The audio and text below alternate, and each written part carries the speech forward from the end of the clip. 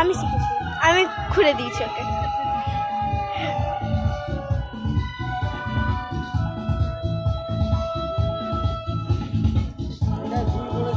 বিয়ের blog post করলে কিন্তু ভাইরাল হয়ে যাবে।